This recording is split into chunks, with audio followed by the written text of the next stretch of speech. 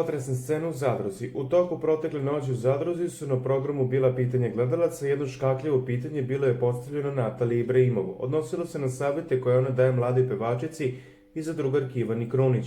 Gledalci su prosudili da su savjeti koje daje mladi koleginici loši i zlonamerni i da je razloga za to ljubomora, budući da Ivana veoma talentovana, lepo peva i po svemu sudeći i izgleda da napravi blistavu karijeru. Između ostalog pitanje se odnosilo na to što je Natalija navodno rekla da Ivana ima bipolarni poremećaj, što Ibrahimova negira.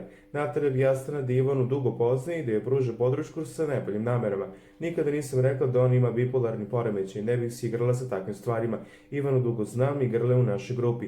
Iznenađena sam njenim ponašanjem i priznanjem i poznajem drugačiju Ivanu iz spoljnog sveta. Veoma mi je neprijatno. Čak sam je savjetovala i sa Banetom malo da uspori. Pozdravljam i njene roditelje, rekla Natalija, potom je potresena, izašla iz Bele kuće i dugo plakala zbog pitanja koje je postavljeno. Ivana joj je tešila ponavljajući da zna da Natalija nije rekla ništa ružno o njoj. Sve u redu, pogrešno su razumeli svi, Natalija. Zar je bitno šta će drugi da kažu? Bitno je i da mi znamo šta je istina, rekla Ivana.